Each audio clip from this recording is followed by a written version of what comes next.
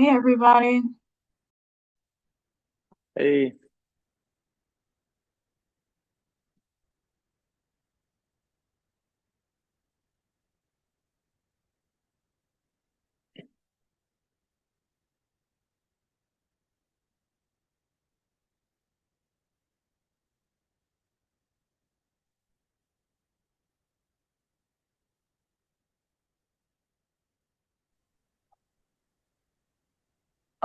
Do folks know where Anne and Shannon are? I know they're both planning on being here. Shannon had to relocate because she was going to take the meeting from Swift River to her house because they lost. Oh, she's here now. Yeah. Jeremy's note taker. Do we still need that? I guess we do want that, right? Because Trevor's not able to join. Okay. I just don't know where that goes. I guess I can follow up with Jeremy to get that. Oh, Trevor's here. Nice.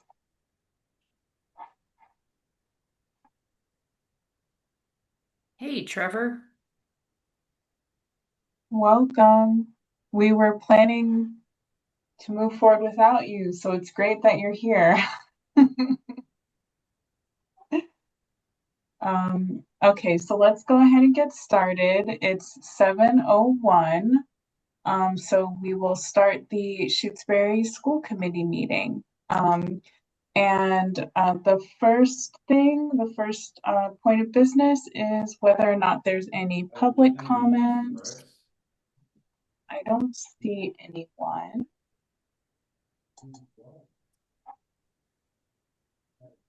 Okay, so let's move forward then.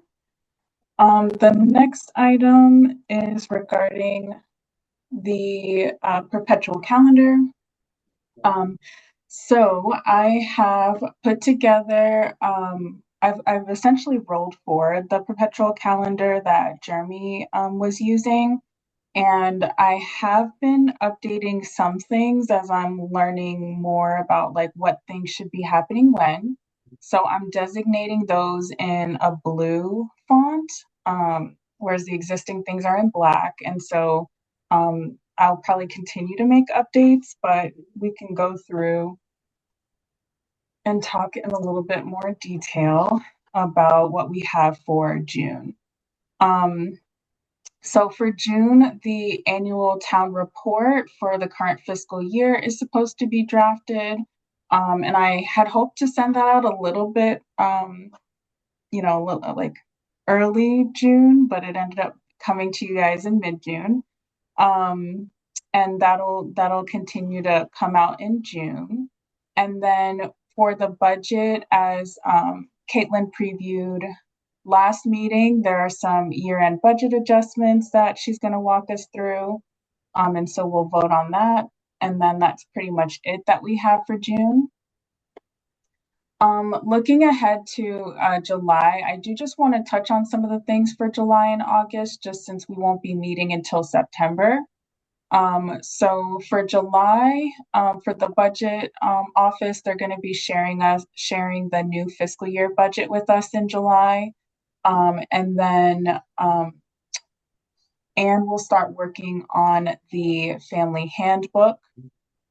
And then I'm I'm not sure if this is right, Anna, but like it says that we have superintendent evaluations and new goals for the Amherst Regional SUP.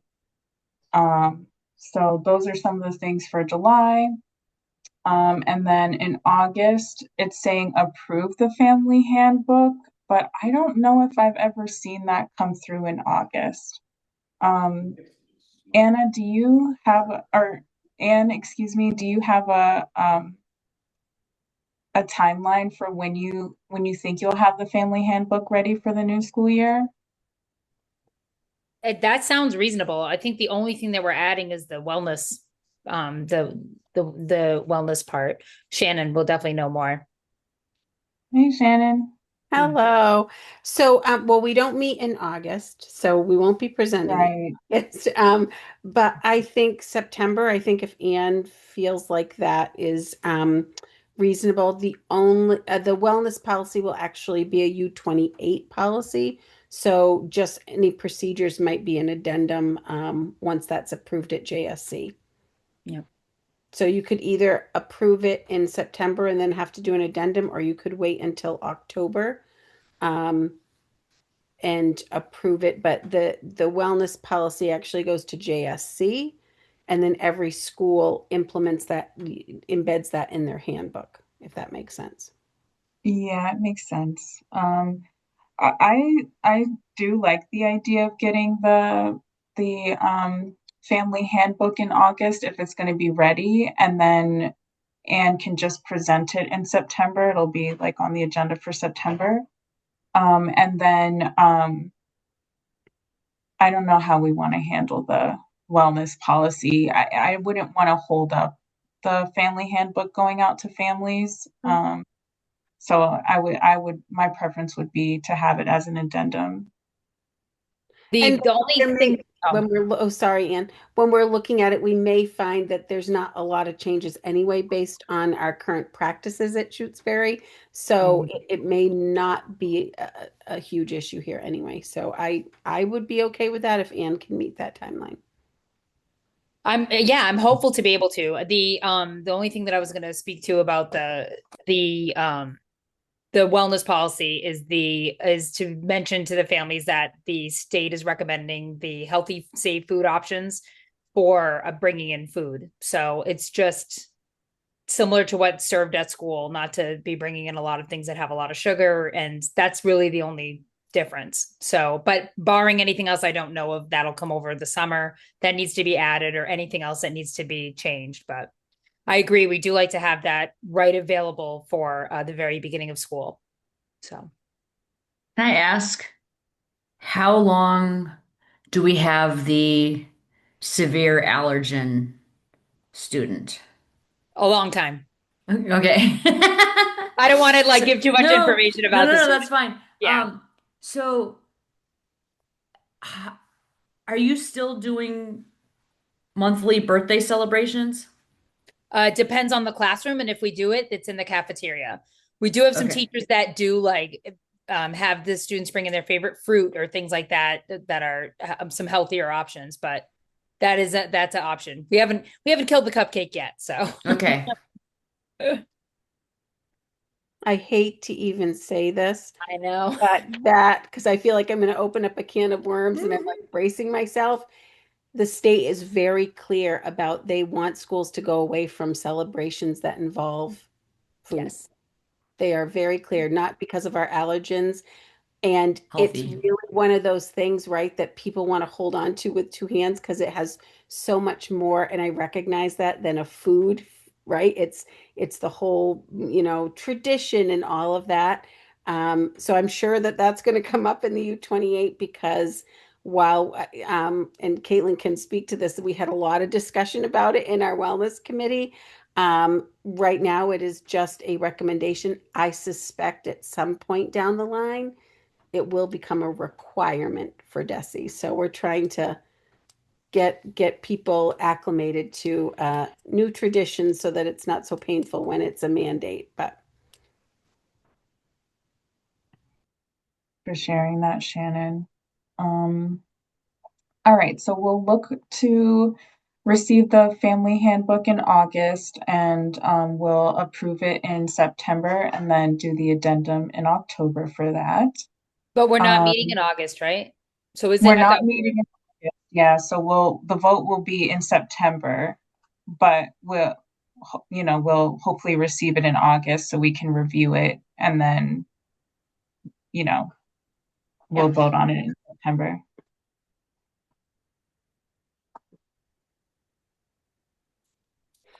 Is that something that we should reschedule for next year? Or is that a good timing? sometimes DESE surprises us and sends us things over the summer. So to send it out in the spring would be a little bit early. And also parents, at least I'll speak from my own experience with 4 kids. In the spring, I'm not really reading with great attention to detail, most things coming from the school, right? Because I'm just at that point in the year.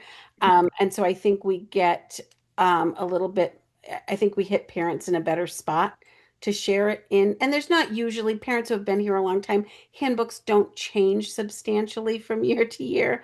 I But don't think we should send the handbook out any other like Mhm. that should clearly go out at the beginning of school. I'm just wondering if the approval of the handbook should happen while school June. committee is actually in session.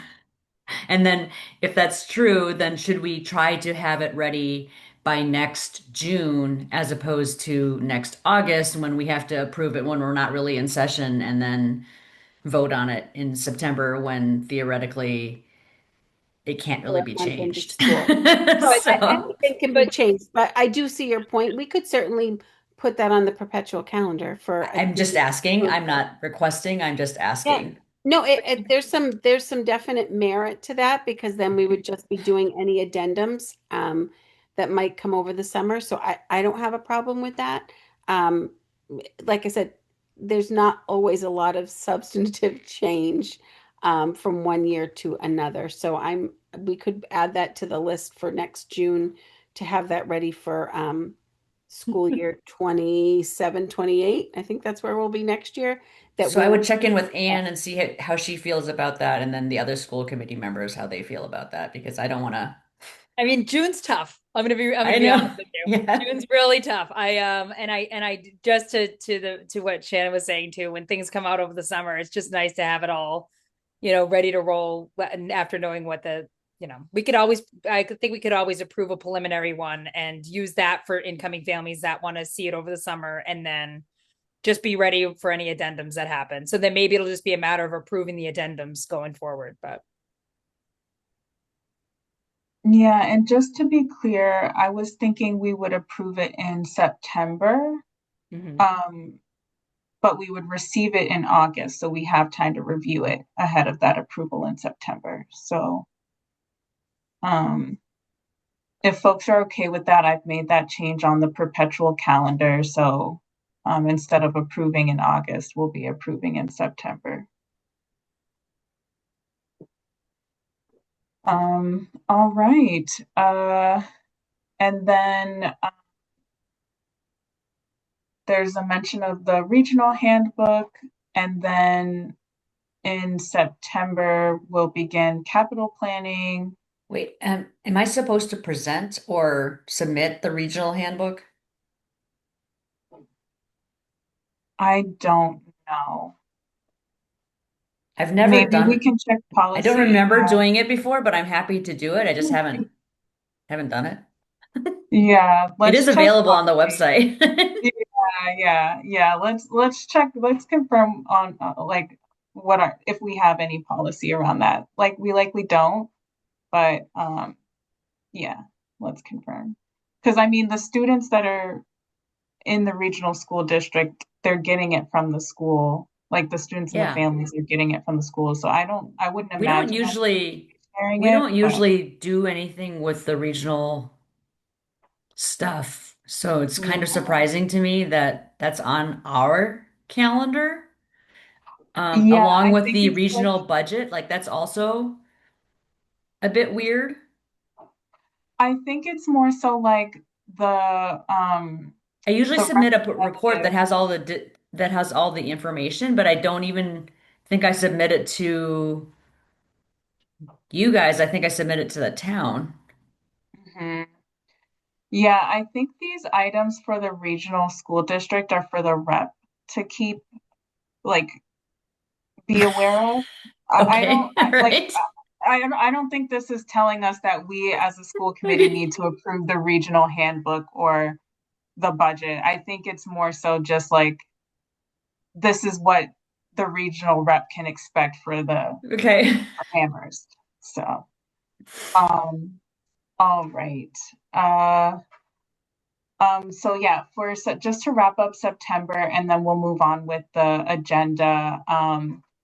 there's mention of an all boards meeting in September. I'm not really sure if that's when that happens, so I'll touch base with Susie on that. And then there's an open house in September, which sounds right, Anne? Yep. And I can then, double check the date. Sometimes it's October, so I'll just double check the date. okay. And then there's a school council election in September, and then school goals for the Amherst Regional School District. And then I did put in here, so I was looking over the policies for bullying prevention, and there's an annual notice that's supposed to go out to families about bullying prevention and intervention plan. It says in August, I guess to coincide with the start of the school year, and then there's a every 2-year review of the bullying prevention and intervention plan at the Union 28 level. So those are some things just to keep in mind. They're new. I mean, I of course read the policy, but sometimes I don't always connect the dots. So as I mentioned, I'll be updating the perpetual calendar with things as I see any updates needed. Yeah, Open house is October 1st. Okay. the bullying prevention and implementation plan is supposed to be updated every 2 years, and it is supposed to incorporate um, community feedback or contribution. So I don't know exactly. Definitely the creation of the bullying prevention and intervention plan was supposed to include involvement of the community and key stakeholder groups. But I don't know exactly how much community involvement is needed in the update, or if maybe you could, if it's only minor updates to the plan, you could do the minor updates and then have a hearing, a public hearing for community members to provide any additional feedback that they felt was necessary, but I don't know exactly what the requirements are. Yeah, I'll look into that. We use the state guidelines Yeah. on that and we share it with stakeholders.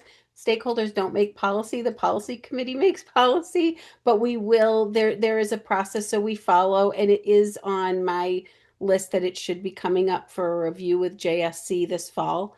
But Um, the BPIP is not the policy, it is the procedure. I understand that, Yeah. but Okay. stakeholders don't write the procedure either. No, They but have their input, input is supposed to be taken into and account. it will Yeah. be. And I'll just add, like, we can hold time as part of the agenda. I mean, if it's going through the joint supervisory council, once it's all set with that, we can make sure it's added to an agenda once it's gone through that, and make sure it at least gets publicly posted, Absolutely. so folks can come and learn more if they want to. All right. So typically we won't spend that much time on the perpetual calendar, but since we covered a few months, given that we won't be meeting again until September, it did go on a little longer. But now on to the next item, which is warrants. So I'll hand it over to Kate. All right, thank you. We have 5 warrants, 2 accounts payable, 3 payroll. For accounts payable, 3026 from June 9th for $21,778.30, and 3027 from June 23rd for $38,076.68. The 3 payroll warrants are 324, 325, and 326. For 324 from May 25th, $93,184.87.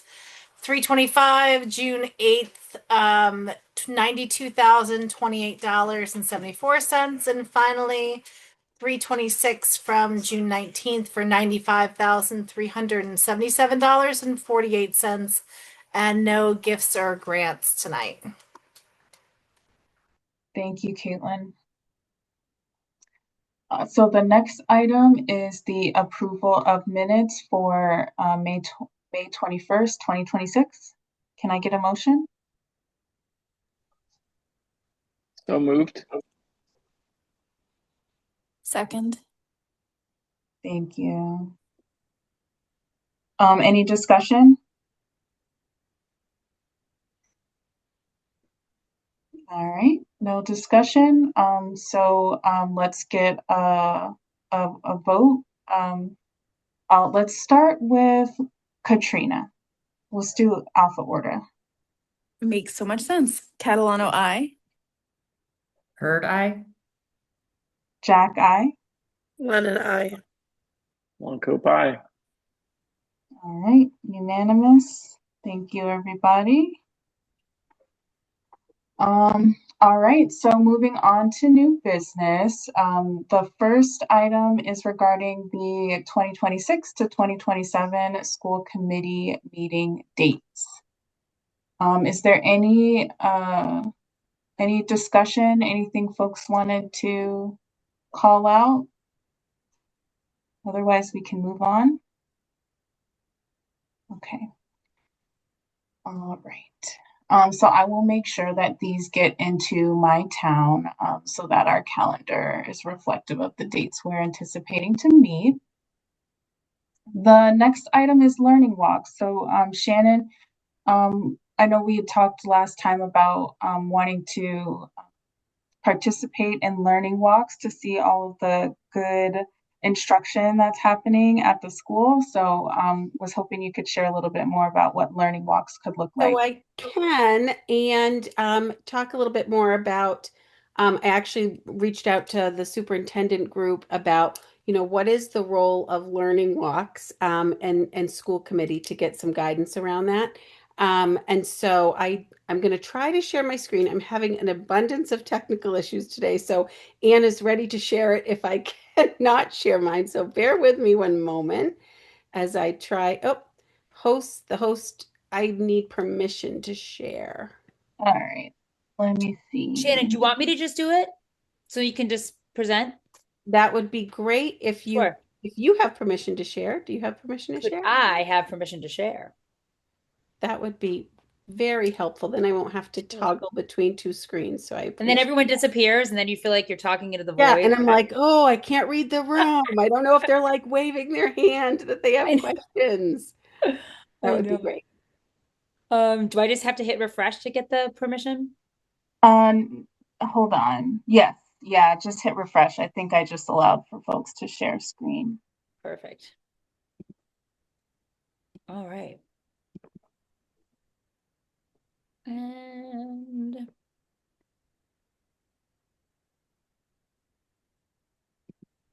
And I will link both these presentations in your agenda so you can look back at them. And maybe might be the first time you're seeing it if we can't get it together. stand by. It's coming. It's coming. It's coming. I promise. All right.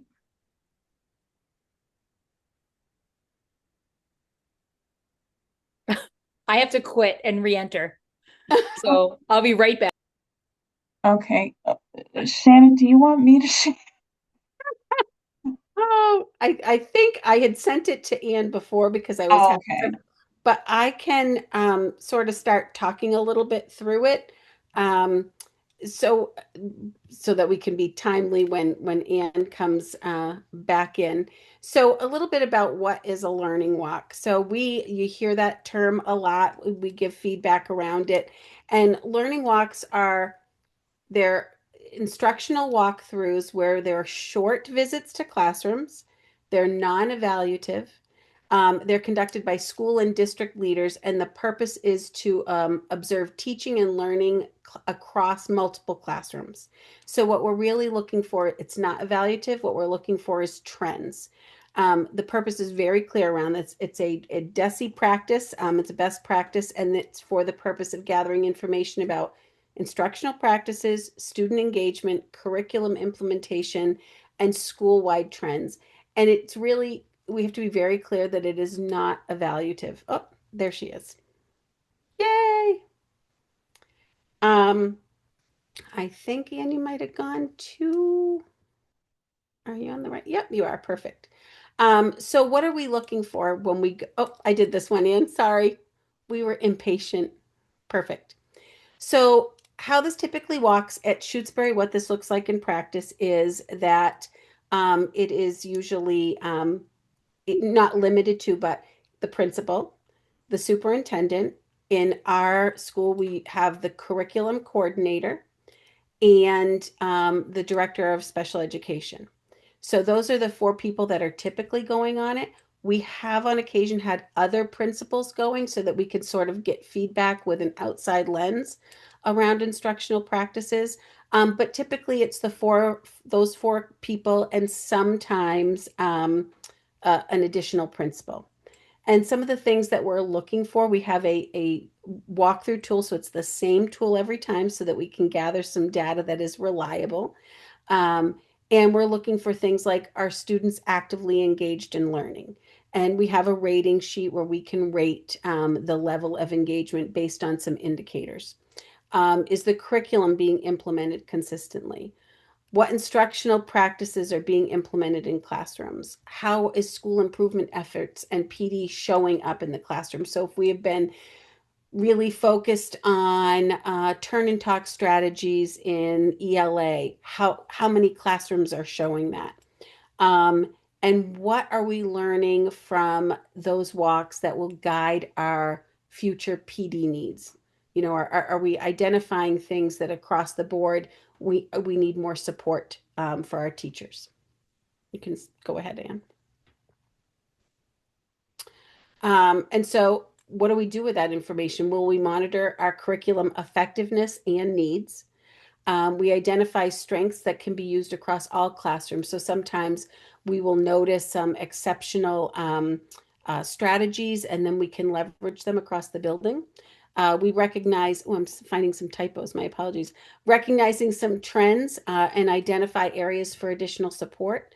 Ensure alignment across classrooms and school goals and gather evidence for school improvement plans and future planning. So I want to stress what they are not. They're not evaluative.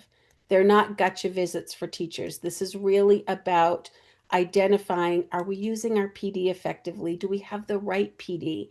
How is curriculum meeting the needs of staff and students? So they're not gotcha visits. We're not going in to say, oh, I knew they weren't using that curriculum. You know, that's not what the purpose is. And they're not discipline inspections. We're not going in to look at those sort of practices. And we're going to use it for resource allocation. Are we spending our money in the right ways that guide student growth? When we're looking at, we use a lot of that data to plan our professional development that's going to be upcoming.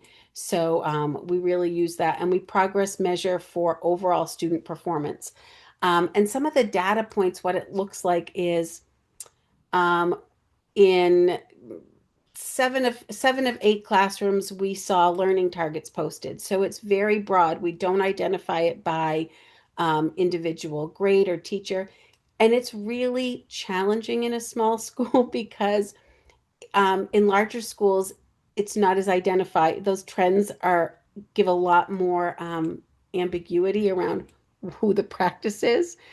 In a one class school, it can be challenging and it can be especially nerve-wracking for teachers. Because if you say something is happening at a certain grade level, it's very clear who that is. And so learning walks can be tricky and it really requires a lot of trust building. I will say my experience with the staff at Shutesbury, they are very reflective. They are looking at their own practice and they're engaged in that. But we try to be careful when we're packaging that data so that we're not saying, identifying it by grade. We may say, 2 of 3 classrooms at the early childhood level, which would be pre-K, K, and 1. We might be packaging it that way because we're trying to be very intentional that this is not an evaluative classroom visit. There are evaluative classroom visits, right? That's just part of the way it works. But learning walks are not, that's not their purpose. It really is to identify overall building trends. You can go. Perfect. So, school committee role. Your role is around governance and oversight. So, school committees should be understanding how learning walks work and how they can support school improvement. You should receive reports, and that's something we can certainly add on school-wide trends and the data from those walkthroughs. Ask questions about instructional improvement efforts. So if we come and we share that we're struggling with phonemic awareness, you might ask questions about that, or if we're talking about learning targets posted. Support resources needed for professional development. Those are budgetary concerns, which are your purview. And monitor progress on the overall district strategic goals and student outcomes. So when Anne presents her student school improvement plan, it should be aligned with some data. And one of the things that we're going to be more focused on next year across all the schools is sharing some of that data so that you have an idea of, well, I see a school improvement plan, but what does that look like in classroom practice? And you can go to the next. Oh, questions. I do want to clarify, it is not appropriate for school committee members to be a part of the leadership walkthrough because it can feel evaluative. And I reached out to the superintendent group and said, hey, how do you do this with your school committee? And, they were like, you don't. They can be part of tours. You can be a part of going in because you should be in the classrooms. You should be seeing it in action. But when we are talking about rating classrooms, because it, especially in a one-room school, that is not where school committee members should be present. So I'm happy for the questions that I'm sure there are many of. And you can stop sharing, Anne. Thank you for helping me with that.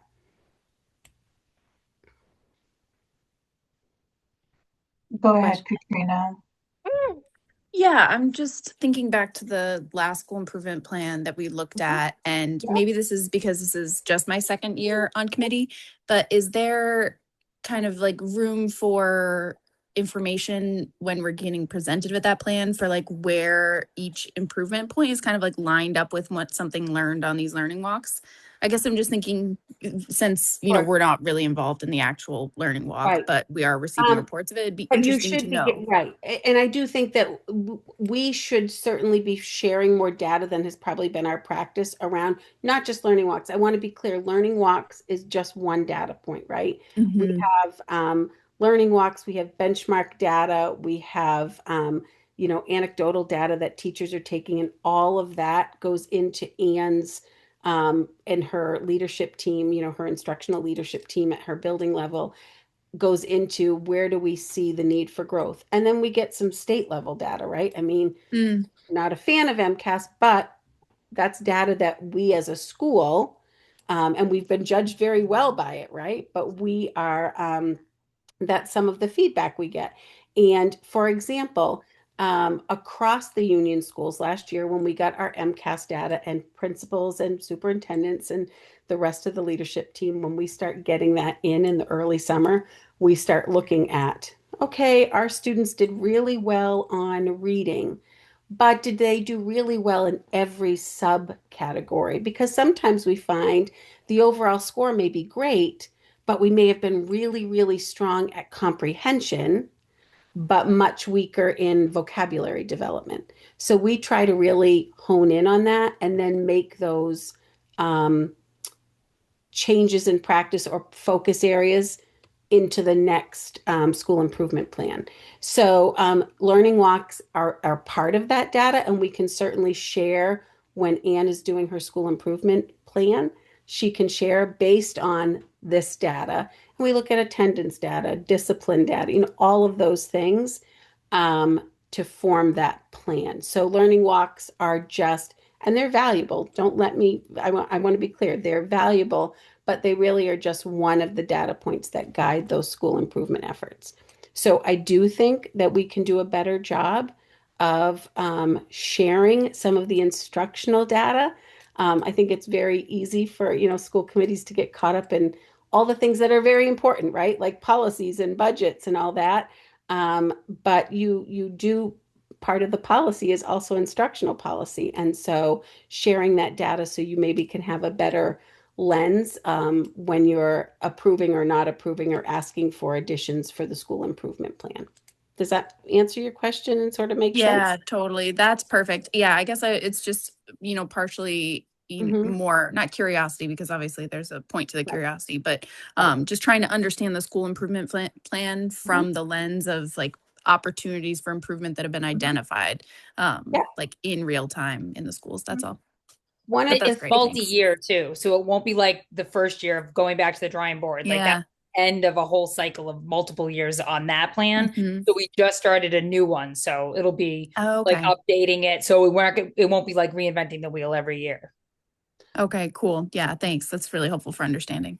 One of the things this year that we're going to be talking about in leadership, and Anne's going to get a little preview about this. We have a leadership retreat coming up, but I'm going to be asking principals at their September meeting to give an overview to their school committee about now we have the MCAS data, even if it's not embargoed, where we can share all the little bitty details, right? We will have it as a district, and so sharing all of the data that we've gathered that it will guide her improvement plan that she will present in October, so that you have a month to kind of think about the data and say, okay, so they've identified writing was an area for growth.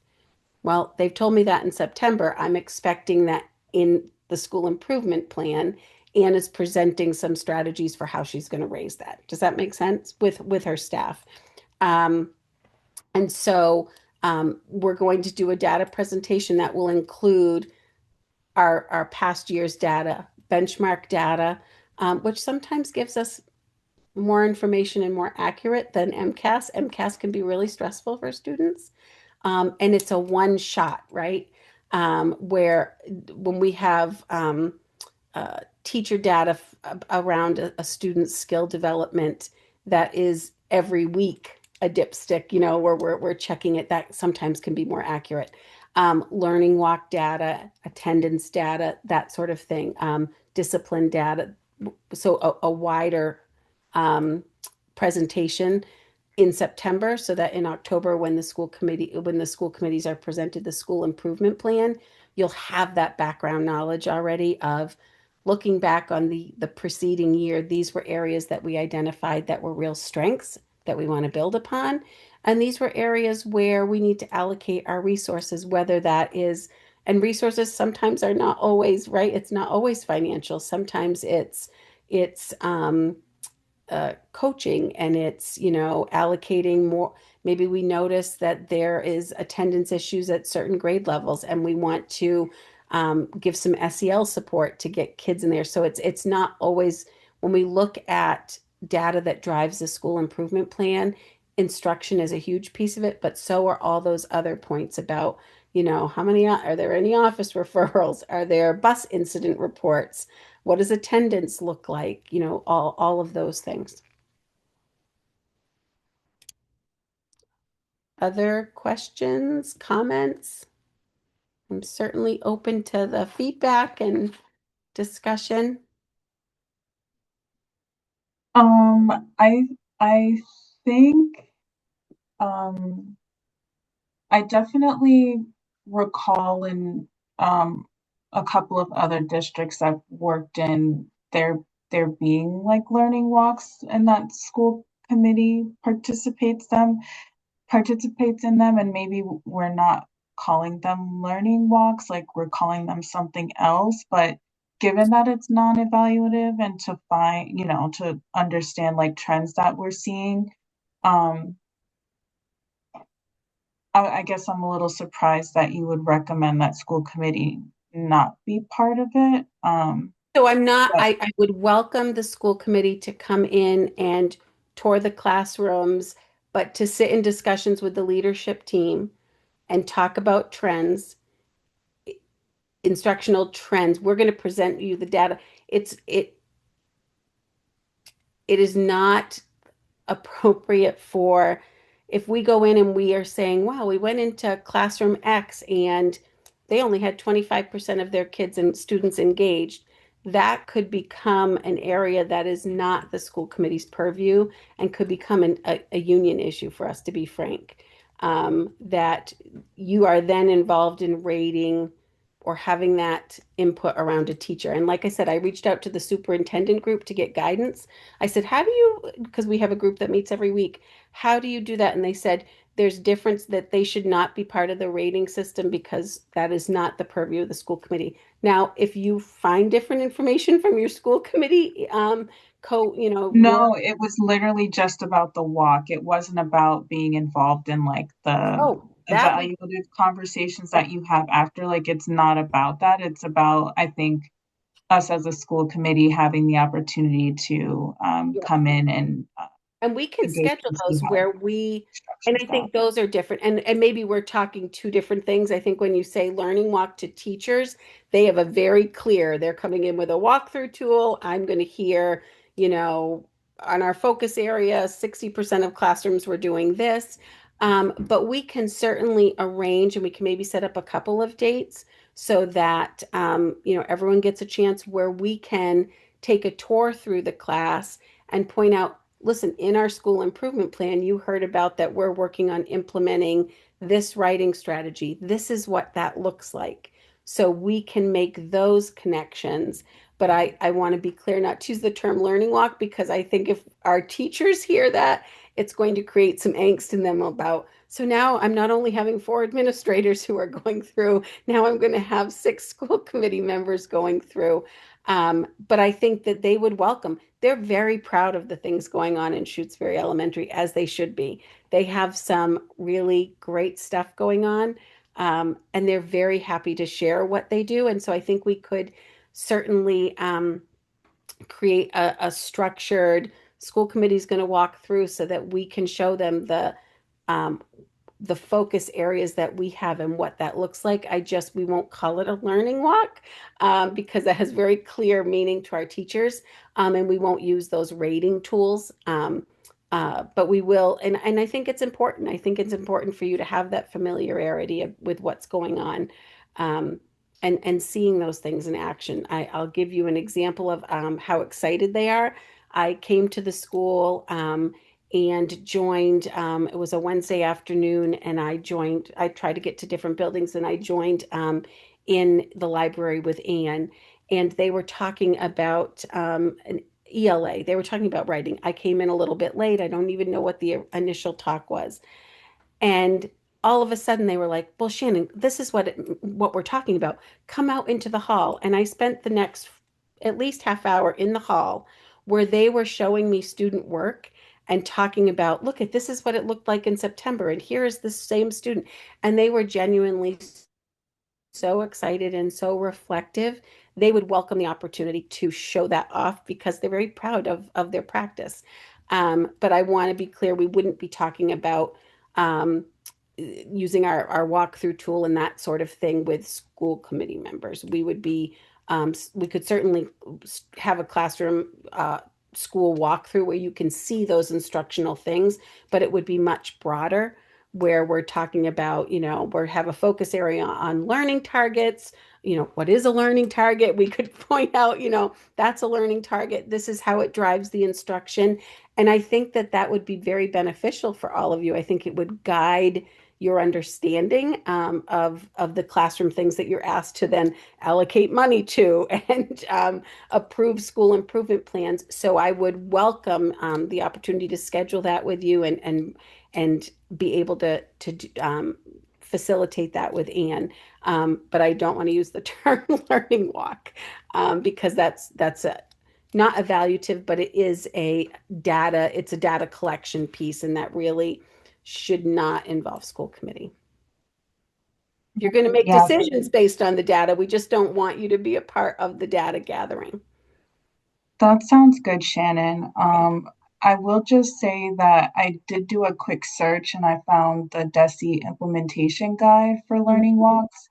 And like they have a whole section about identifying team members who participate, and school committee members is one of the um members that they kind of identify as like people to consider in participating in learning walks. So yeah, yeah. But yeah, it's fine if you want to call it something else. But yeah, that sounds And right that we're we can getting start. together. I mean, if I think if we start with that and we talk about, I think it would be really beneficial to do like maybe sometime if the school improvement plan, right? You're going to get data in September, and in October you're going to get a school improvement plan. Perhaps in November, right? We're not hitting teachers right at the beginning of the year. Schedule an opportunity for you to come in and say, this is that school improvement goal that we have. This is what it looks like in second grade. This is what it looks like in fifth grade. This, so that you can have a picture. I think that might be a timeline that feels great. And I can certainly get more clarification. Leah, we worked in Athol together at the same time, and very often we were an underperforming district. We had a lot of learning walks with state people. School committee members would join us for those for the debrief. They did not join us typically for the classroom data gathering. They would just hear the data when we would talk about, we went into classrooms and, 40% of grades 1 and 2 had this, but they weren't part of the discussions and rating, if that makes sense. That was typically done with the administrative team, and in that case, the team from Department of Ed. But we can, and if it doesn't meet what you're looking to get out of it, then we can certainly have that discussion and reevaluate. No, I think that sounds right. I love how you're thinking about tying it into discussions about the school improvement plan. That sounds like a great way for us to So if learn more. that sounds okay, I'll send out, as I'm doing my calendar planning for next year, we'll try to schedule a couple of opportunities in November, because I know not everyone can make it on the same day, but where you would be able to have that, school walkthrough where we can talk about the school improvement plan and its correlation in the classroom, how it's showing up in the classroom. Yeah, that sounds good. And maybe like one in the spring, like one Absolutely. in November and one in the spring or something. Sounds great. I think that's a great practice. And I don't know if it's been done in the past here. I haven't been here that long. But I think that would be a great way to implement it, and we can see how that progresses. And hopefully also, right, it'd be great to have another one in the spring, because then as you are in a position to be advocating for budgets and talking about the needs of the school, it won't be a in theory thing. You'll be able to say, but let me tell you what that looked like in the classroom. And I think that would be a good plan if we could do November and then maybe like March. Anna? I just want to check in and make I think these kinds of tours would be really educational for school committee members, but I also don't want to disrupt the school day too much. And so I think dragging a group of 6 people through the school all at the same time would be horrendously disruptive. And so I would definitely want to weigh the pros and cons of multiple smaller groups with a smaller number of bigger groups and just sort of figure out what the ideal would Sure. be just to not impose.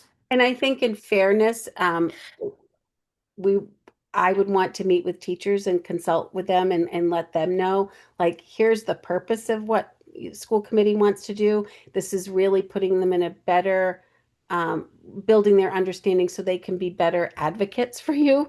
And so what feels better? Would you prefer, like, we could have two small groups going around on one day that sort of, I could lead one group and could lead one group and just get it over. But I would like to get teacher input around, they're professionals. They will welcome you into their classroom, but what feels, because it will be a new practice. And I think that we should be mindful of that, and talk with them about, here's the purpose, here's the rationale behind it.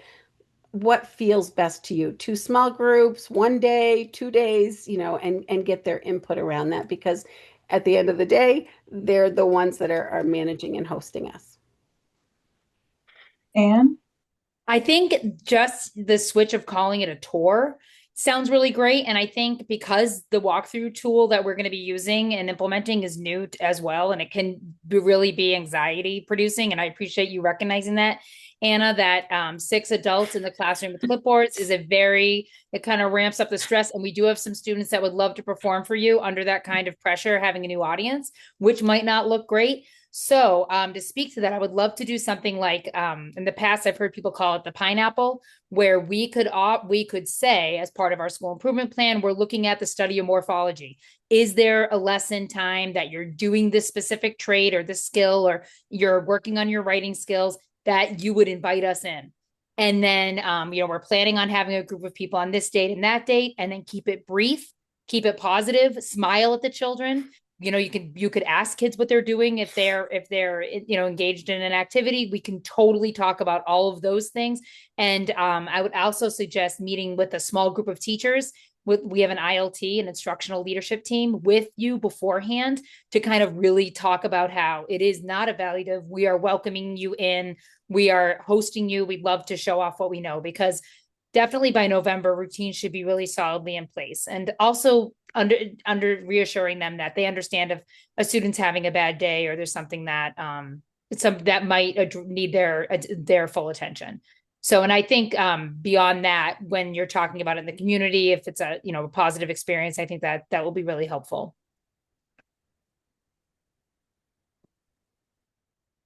Anything else regarding school tours?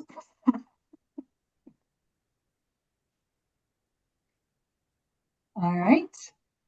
Okay, so let's move on to the DESE updates on time out and seclusion. So I know that's with you as well, Shannon. Sure. Yes, it is. And I had another sheet with just some talking points. I don't know if you can share that. I sure can. I'm just bringing that link up. And I will link all of these. I'm going to correct that. I was very tired when I was finishing the last one, because I'm like, oh goodness. I only caught like 2, and then I'm like, wait a I minute. know. I was thinking I wasn't going to throw you under the bus, but I'm like, I did have it proofread. You did. I sent notes. I'm like, oh, I'd love on Good. slide Oh, 3. good. It's coming. It's coming. I have the learning walk one, and there we go.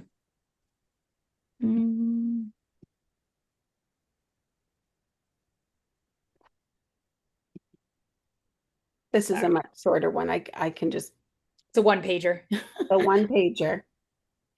All right, and I just have to share. Okay. Oh, Can you see it? I cannot see it. Hold on. Oh, there we are. Sorry about that. I closed it myself. So, in DESE, and this is something we've talked about before, DESE had some changes to timeout policies. They were voted on this past school year. They go into effect in August. For Shutesbury, to be perfectly frank, this is not something that we were worried about, or really, to be honest, concerned about, because although the regulation changed, we do not have a timeout space. Many schools have spaces where students leave the classroom, either of their own self-regulation, that is part of their strategies where they leave, or they are directed to the timeout room, and they call it a number of different things, either by teachers or administrators. At Shutesbury, when this came through, and to be frank, across the Union 28 schools, people weren't really that concerned, because we don't have those spaces necessarily. But just as school committee members, to keep you informed about, what are those changes, and how did that happen? What the state found, and they got a lot of feedback, is that many schools were using these seclusion spaces in a way that DESE felt was either had the tendency to be not transparent, or not consistent in how they were implemented. And there were reports, and that students would be dysregulated and go to these rooms and never to return to class and spending far more time in seclusion. And that doesn't mean that they were necessarily, um, you know, agitated or always in a high state of dysregulation, but they were not in their general ed classroom for large amounts of time. And Desi had some concerns based on complaints about record keeping for that, parental notification, and the time that students were spending out of the classroom. So they passed some changes. Um, and so what was this new guidance? One of the thing is that we had to be very clear in the language of exactly what is a timeout. And so that had to be really spelled out for parents. I think as parents, we probably all with our toddlers have used timeout periods, but it's something very different in a school. So DESE defines timeout as it's a behavioral support strategy in which the student is separated from their peers. As I said, sometimes by choice and sometimes by staff direction for the purpose typically of calming and regaining some self-control and some regulation. And so that's the definition. And what DESE really was asking districts to review their policies and review their practices in their buildings about, are we clear about what timeout is and how that can be different than seclusion? And that they had to update those policies and procedures. Um, some of the things, and having worked in a number of schools that are um, I've worked in schools. I've been a principal in a school that had a timeout space. And when I was reading the regulations, it was still a little mind blowing to me that I'm like, like, I've had timeout spaces and you have to make that a regulation. Everybody's not just doing that, but apparently they were not. So some of the things that have to happen now, if you do have a timeout space, which we don't, is that you have to make sure that the student is not alone in the space, that they're continuously supervised by staff, that the spaces that they're going to have to meet safety regulations, that these are not spaces that are um, not well cared for, right? It's supposed to be a space that students can go to work on those strategies of regulation. And it should, just like other learning spaces, it should be safe and it should be clean and it should um, be welcoming. And that it is not a place where students can go and that they have to spend you're dysregulated and you go to the timeout space and you spend the whole morning there. That staff have to observe them. The timeout has to end when the student has regained control and says, I'm ready to go back. We don't, the practice cannot be, well, you're going to sit for another half hour because you were so dysregulated, because then it becomes more of a punishment than a behavioral strategy. And really, timeout spaces are supposed to be a behavioral strategy. That there is record keeping for when students are in, when students are out, and that there's administrative oversight. So if we have a student that was in a space like that for more than 30 minutes, administration has to be aware. We have small schools, so we probably can't even fathom what that looks like in a big school. But, in big schools, it is very easy for the principal not to know necessarily what is happening every minute or every time a student is dysregulated. The revised regulations don't prohibit the use of a timeout space. They just really have been designed to tighten and increase transparency and consistency with how does that behavioral intervention implemented across the Commonwealth. So we don't have that space, but that's sort of a quick primer for you about when you hear that in school committee circles around these timeout changes. I would imagine in some larger districts, this change really did require some review of policy, review of the spaces where students are going. It's just not the case here at Shutesbury. Anna? So I think so. There's been a huge discussion of this in Amherst and then by association, the region. And I feel like this presentation blurs the line between seclusion and timeout a little bit more than it should.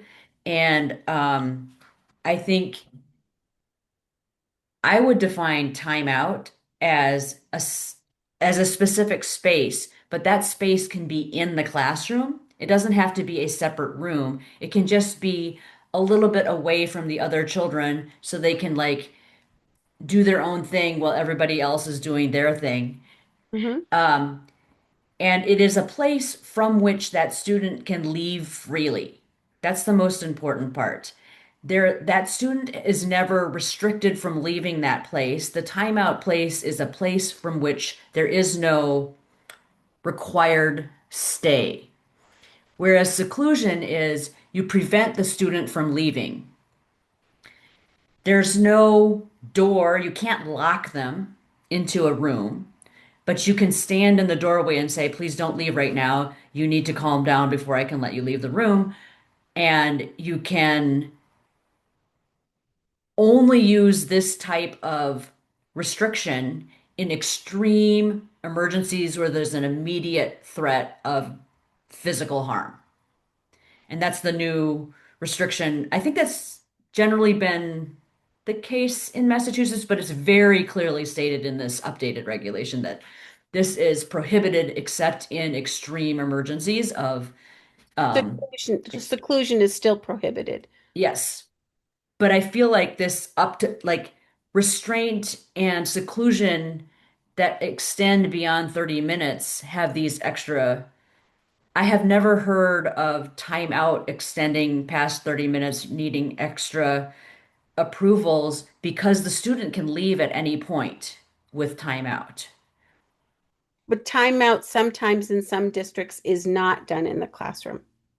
There What are I'm some saying is the cases where, timeout to be qualified as timeout and not seclusion, the student can leave at any time.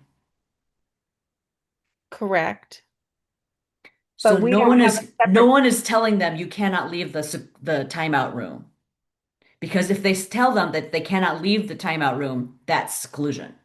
correct. But that the problem is that that has not been the consistent practice, which is why, and like I said, it doesn't pertain to us at Shutesbury, but that is Yeah. why there is this updated policy because it has not been consistent across the Commonwealth. And there are many times districts would be calling, and that's why they have to now have a very clear definition for parents around that because there's been practice where students are sent to a sensory room and schools are using the language of time out, but the student is not allowed to leave, and so it is in fact seclusion. And so Yes. that's when I talk about being very clear about what those definitions are. We don't have a separate space like that here, right? Yeah. So it's not something that's going to impact our daily practice here at Shutesbury. But I think having that clarity, that was not, it's not been a consistent practice across the Commonwealth. But students still, even if they're able to leave that space, they really still shouldn't be spending 30 minutes out of a classroom if they're regulated. Even if they're not being blocked, but they're out of the classroom. That is still something we want an administrator to know that this student was dysregulated and went on their own and they can leave whenever they want, but they're still isolated from their peers.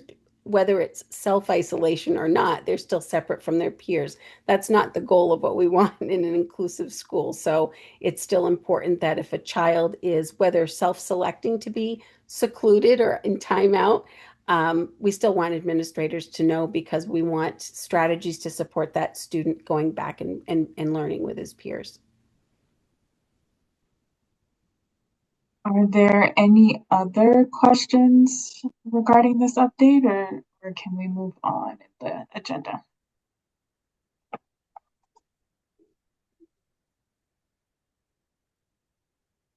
Okay. All right. So I think I'm up again. yeah.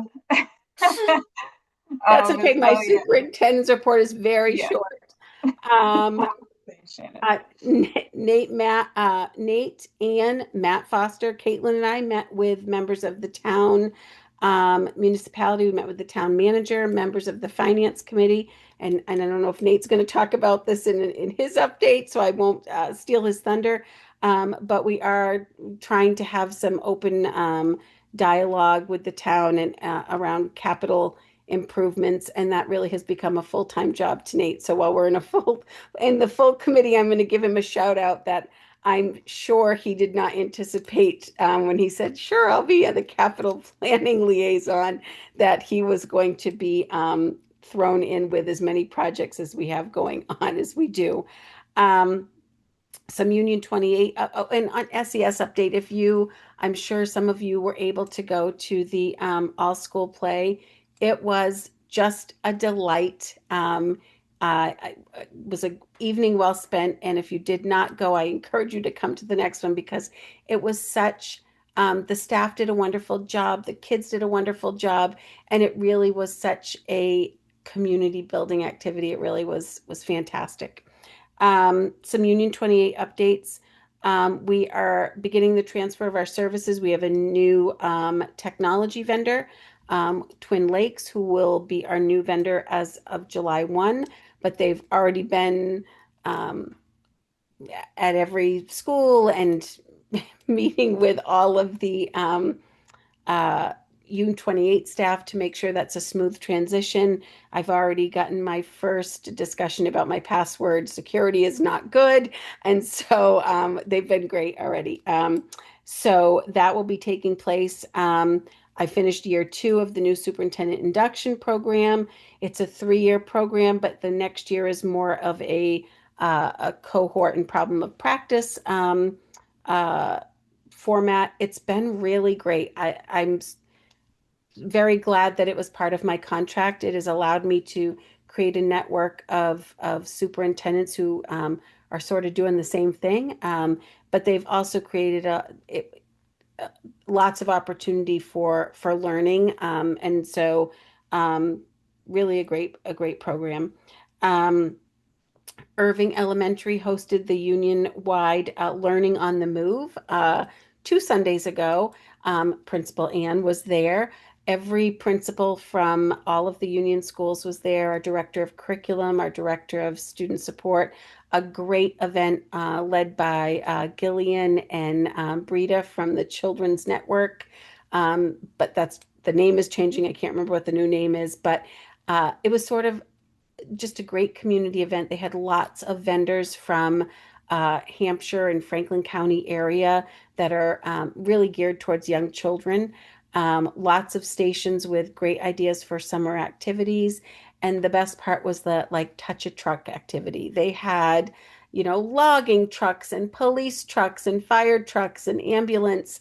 And at one point, the state police helicopter flew over, did a flyby, which was the highlight, let me be clear, for adults and children because they used their siren. I didn't even know the helicopters had a siren. It was so cool. And then there was a great puppet show. So it was a really great event on a Sunday morning. And, it was a great resource for everyone. And budget updates. I have reached out. Anne has asked me about, we had some money from Aaron Saunders, not from Aaron Saunders, but that he had helped earmark for a curriculum update. And Anne, ever fiscally managing her money, she's like, when are we getting that money? When are we getting that money? It is gone through the process and just waiting for the governor's signature. So I spoke with Sarah from Representative Saunders' office, and she will keep me updated about when that happens.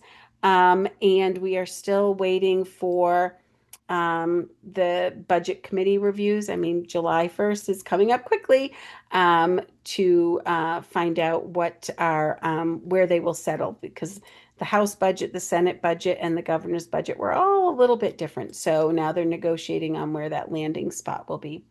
And that's my very short report. I don't know if anyone has any questions. And Go ahead, Anna. I do have one last reminder. The superintendent's office and the office of director of student support are moving to Irving. I mentioned that in the JSC, just space wise and being able to be more efficient to have us all in the same area, and that will be taking place July 1st and 2nd. That move will be happening. Anna? I don't have a question. I just wanted to plus one on your information about the budget committee hearings. Joanne Comerford sent out an email saying, please write. So I would Yes. say, everybody, please do what Joanne Comerford asked you to do. Write that list of people and say, please do all of these things that Joanne is asking you to do, because every person that writes, um, adds weight to the request and adds evidence for Joanne to say, all of my constituents are saying they want this. And so please do it.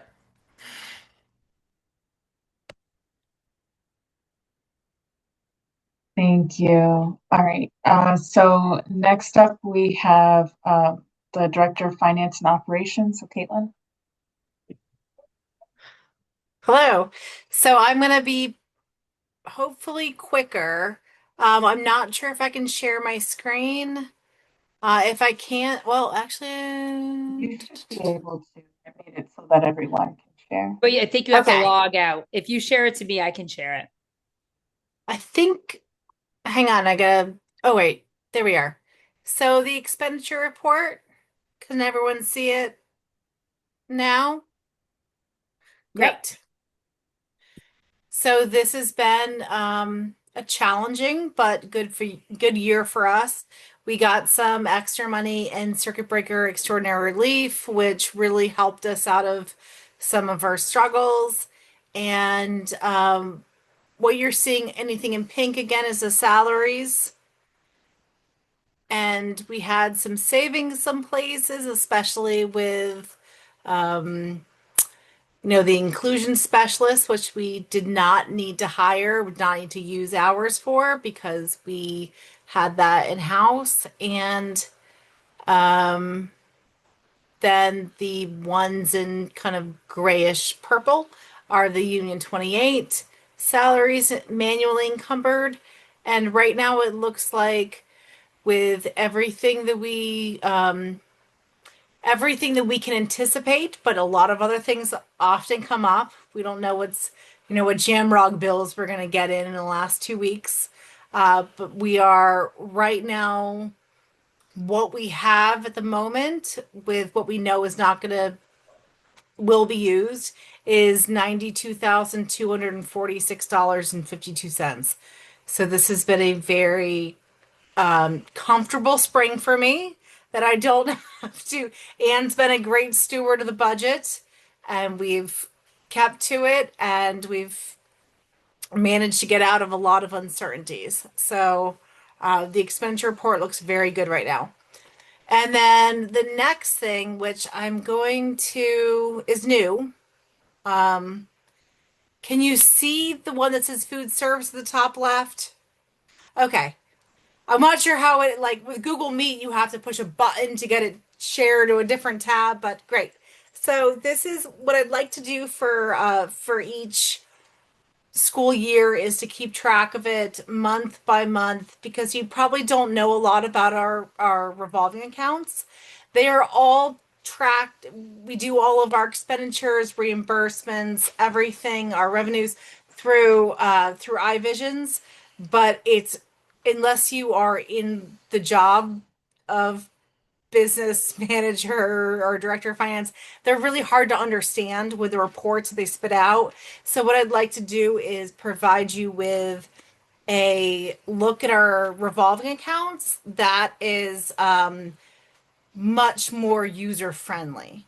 And if you've got things that you look at that you're not understanding, let me know. I will adjust them. If there are things that you can tell me that you would like to see, I'm always open. This is brand new. But so for our food service revolving account, here's where we started at $2,290.09. The salaries are in this line month over month.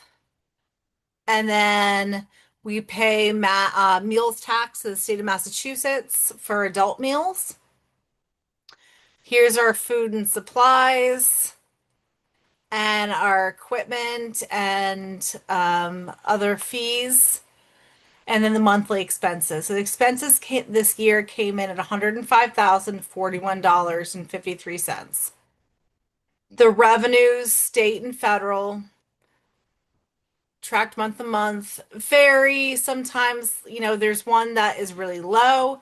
That's because it probably didn't the the time frame that it got received and then given back to us and recorded. That's why the next month is pretty high. But the revenues are projected because we don't know what we're going to get in June exactly because June's still going on at 82,779.42, which puts us at a deficit for the food service revolving account. This is the fourth of four school committees that I've brought this to with all of their own food service accounts right now, and all of them have a deficit, and all of them need to transfer the money that we've already budgeted to transfer.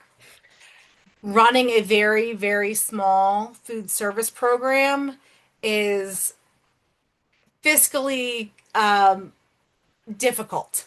So we have to subsidize it with money from our operating budget.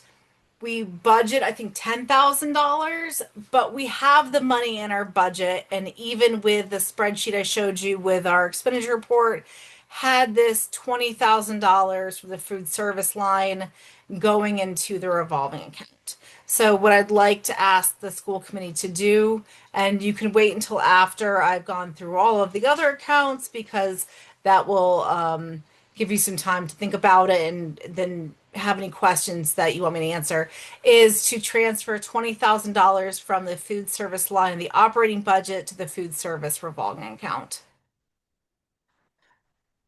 The next account, and Shutesbury has a lot of accounts. There are many more revolving accounts than some of the other schools. We have the after school account, which has grown a lot this year, and you must have had a very busy year in after school because we've had a lot in revenues. And you know what else too? And The clubs, starting the enrichment clubs. okay. So Our school choice had declined by 15,000 from this 175 to 160. We knew it was going to happen because every time we budget for a certain amount, our next school choice revenue from the state comes in lower. So we're always a year behind getting to where we need to be able to use fewer school choice dollars.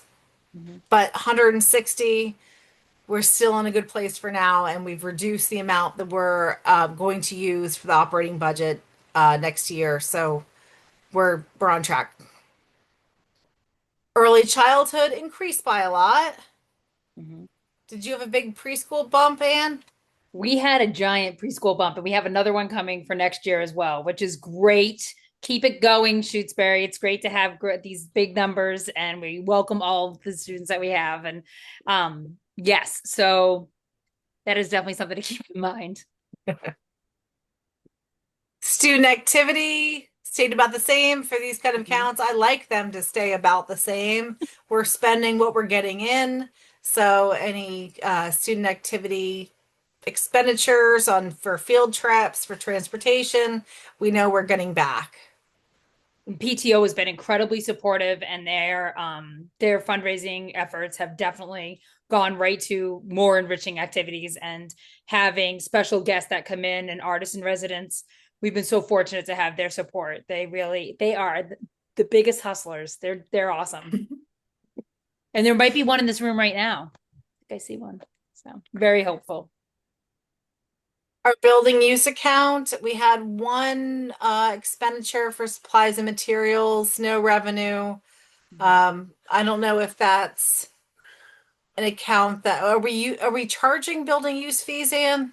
Very, very, very minimal, because most of the people that use the town use the building are from the town. So we're not charging ourselves to have meetings and that sort of thing. So that account was really, I think when the curtain, I know I hate to even bring it up, but when the curtain gets replaced and we can open it up for pickleball again, that might be an account that place that has revenue that goes into it. But that's very nominal too. That's not much of a charge. That's something we can also look at, because I know there's other schools that charge a lot more than what we charge for renting out spaces. But if it's for our own people in our own town, we really want to make sure we keep it affordable and basically pay the staff that are cleaning it or making sure that the door's open and that sort of thing. So I'm going to be honest, the last three I know very little about. The library count.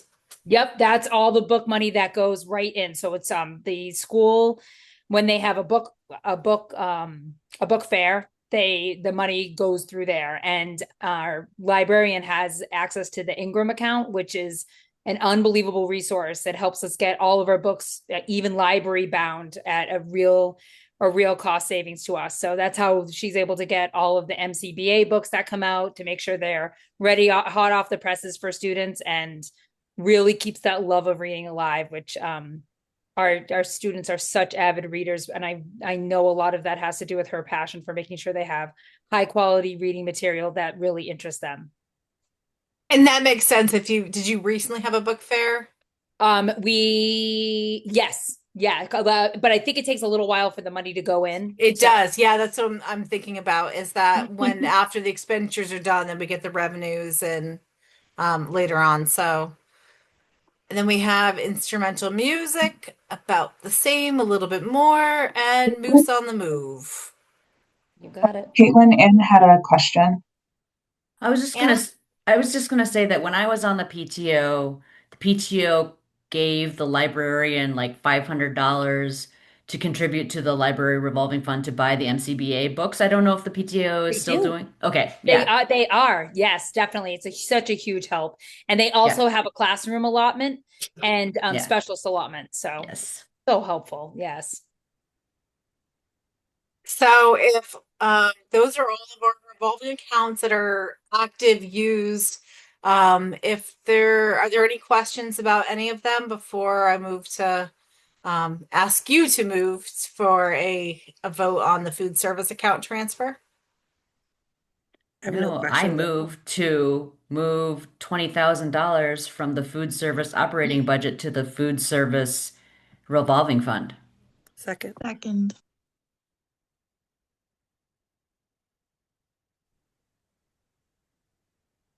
All right, all those in favor? Start with Katrina. Catalano, I. Heard I? One and Doug, aye. one and I, sorry. Long coat by. All right, unanimous. So that passes, Caitlin. Thank you. Thank you very much. All right, and we'll move on to the principal's report. Anne? Okay, great. Thank you. I just want to continue my thank yous with Caitlin for being so well versed in the money and the budget. She supports wackadoodle ideas that I have and finds ways to make it happen, and I greatly appreciate it. And there are times when the poor woman just comes in the building to drop something off, and I'm just say, "Oh my gosh, Caitlin, can I have a minute?" She knows it's never a minute, and it's always like 900 things coming at her at once. But she does such a great job of really making sure that I understand how the Envisions works and how the budgeting works. And it's been absolutely incredible, because we are both really passionate about making sure that we can afford great things for students and make sure that we're coming in. Also, a giant thank you to Nate. Nate, if I had a hat, it would be off. You are so incredible with all the support that you've been giving Shutesbury, and just knowing all the pieces and how to put it together and how to keep people on top of deadlines and budgets. And you meet all the strangers telling us all about for everything from sidewalk asphalt to the geothermal. Like, you've been just absolutely incredible. My hat is off. And also, Nate took us up on the invitation for joining us for the sixth grade student portfolios, and it was so welcomed. And your feedback was just so kind and considerate. And if you're new to Shutesbury, the sixth graders do a whole like life in this school review of what their time has been like at school, and they give you the highs and the lows, and They're learning who they are as a learner and what their best memories are. And it was just so great to see you there. I encourage a lot of you to, we'll get those dates early to you so we can get some more representation in there, because it really, I think, will help you reassure yourself why you do this work and why you hang out with us on these nights. So again, thank you. That was really really welcomed. And I've gotten to see Shannon a lot because she's been so incredibly supportive. And thank you, Shannon. You attended our music concerts. You just had the pleasure of getting to see our students. And honestly, like as a former trombonist, I can tell you it is not pretty at the beginning. Mr. Cortina has taken over band instruction, and students are able to get lessons during the day, just the same way that they are with string instruments. And we had the pleasure of hosting 2 concerts. So one concert was the classic strings that Mr. I'm blanking on his name because I always call him by his first name. Oh my gosh, who can help me? Strings. It was our last day of school. My brain is tired. Oh my gosh, who's helping me out here? Mr. Peely, Mr. Mr. Peely. Peely. Peely. And Sorry. his mom, who was the teacher before, the strings teacher, she was also there to support. She accompanies him, and they do such a beautiful job of with the strings concert. It's incredible what they're able to learn in such a short amount of time. And then Mr. Cortina hosted a band night that incorporated a chorus, which was great to have our chorus singing. And they did some great pieces. And just the growth in the music that they've learned is incredible. So we're hopefully going to get a lot of support for students in the future to continue that learning. And we're really hopeful that we're planting lifelong seeds for the kids to continue that. As Shannon mentioned, Bebop with Aesop really highlights the musical talents and the acting talents, and just, again, another thing of just absolute magic. When you see the first couple of rehearsals and you think, wow, this is going to be something, but they really worked so hard in learning their parts and the community outreach of making the costumes. If you ever see anything in our Road Town News that invites you to be part of this community in a different way, take advantage of it. It's absolutely incredible what they were able to do. And we're all arguing about the tree that your wife made, Nate, about where that's going to live. So if that's missing, it's in my office. So don't tell Matt, because he also wants it. It was really great too, because usually on the MCAS they ask a question about an Aesop fable that not everybody ever really gets to, and our kids have such an intricate knowledge right now. They are using the phrases that they learned, don't cry over spilt milk, and they really just so it's kind of like a secret to getting an MCAS question, maybe now or in the future, correct? But they did such a great job. They really brought their A game, and Phoebe Hazard directed it, and Mr. Cortina was the music behind it.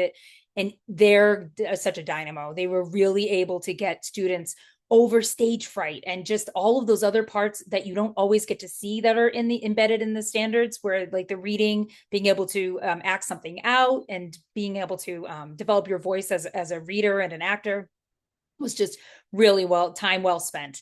And it's always tricky at the end of the year too, because just as they're starting to get ready for the summer, it was great. The weather cooperated and kept it nice and cold and rainy and dark, right as the kids were practicing at the end of May into June. That was really great. We had so many great field trips, and we have a lot of field trips that our PTO has helped us support. The 4th grade went to the Benesky Museum. 5th grade went to the East Meadowbrook and the UMass the conservation labs. The third and 4th grade went to visit Smith College at the Museum of Art and the Botanical Gardens. That was incredible. We had a huge subsidy to help towards the bus cost. We had the 6th grade classic trip to Boston, the Freedom Trail and Quincy Market. The students had a really great time in that trip as well. And today we celebrated our 180th day, as we do in Shutesbury Elementary School classic style. We wrapped it up with an all-school assembly. We began every meeting the same way, reestablishing our values that we choose safety, choose respect, choose responsibility, and choose love.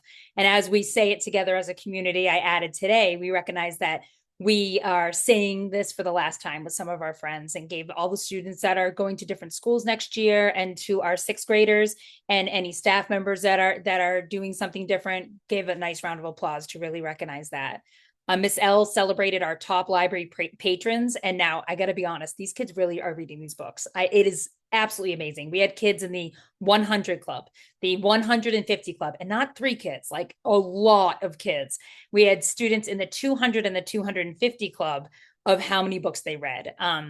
So we also had one very special award, a first time ever award that went to a young student in 6th grade, Archie, for a lifetime achievement award of over 1,000 books. He absolutely devours books by the bag full all the time. He really does read them all. We'll greatly miss him. We also recognize Jen Menino. A lot of you know her. She's a Shutesbury Elementary School legend. She was a paraprofessional that was recognized by staff, students, and families in her nomination for the MTA Paraprofessional of the Year award. She has served the community for well over a decade. With her kind support, she mentors new people as they're coming in. Any staff members, she's always ready to lend a technique and outside of the box sort of solution to a student that might be struggling. And she is really a top relationship builder. She is one of the presidents of the union and really helps people come together and is very kind and about helping support any staff. So that was great to recognize her. We also we recognize that students to never miss school, to have perfect attendance is really incredibly difficult. We are not trying to say you should never be out. Oh, you only have the sniffles. We're not like that. We really want to make sure if students are sick or they have something special that we are recognizing that. But we did have an opportunity to celebrate students that we were recognized by the state 2 years ago about really turning around having a high absentee to a very low absentee percentage. And we talk about it every month, and we honor the student with the award of the golden basketball that was signed by the Celtics, and it goes around the school. So if you hear about that basketball traveling, that's what it is. It's the classes are always kind of in a little competition for coming to school as much as possible, so they get the ball. The ball landed in kindergarten today, so they rising kindergarten, our 1st graders are going to start the year off with the golden basketball, and it's a very big honor. So we were also able to recognize 3 students that had perfect attendance.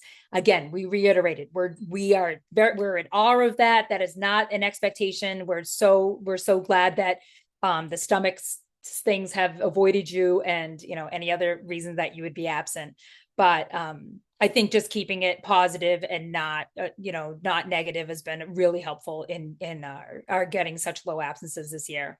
We also continued the tradition of the notebooks. If you're not familiar with that, at the beginning of the year, 6th graders give notebooks to the kindergarten students for them to use to journal in, and whatever they can write down, whatever their sort of hopes and dreams are, and they can do different pictures. It's completely for their use of that at their discretion.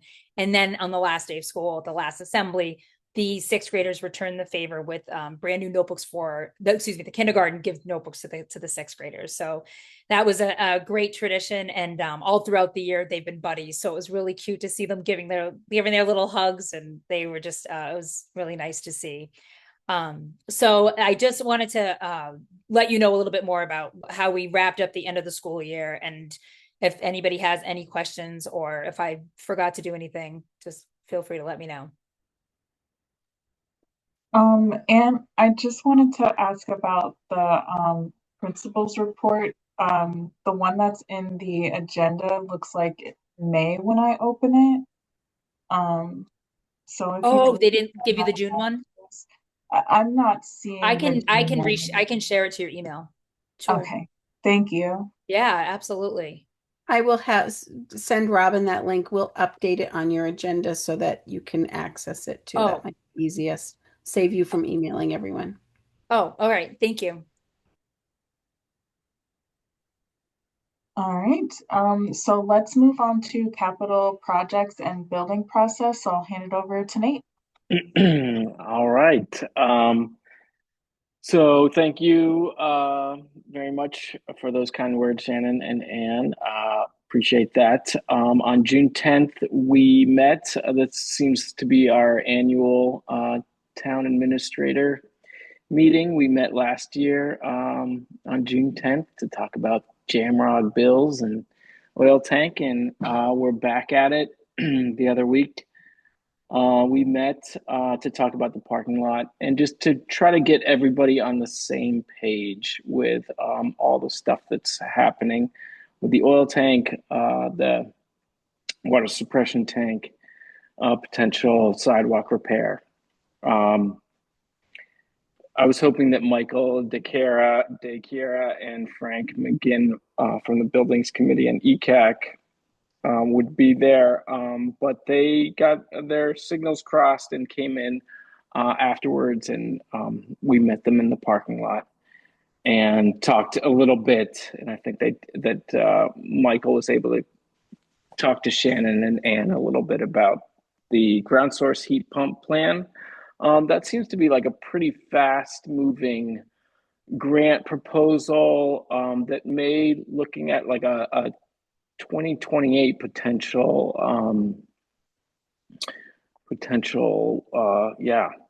start groundbreaking.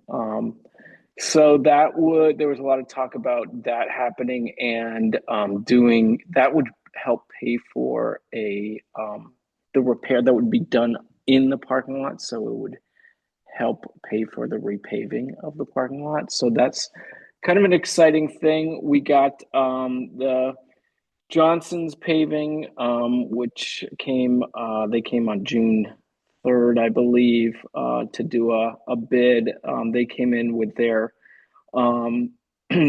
sidewalk repair at $34,000.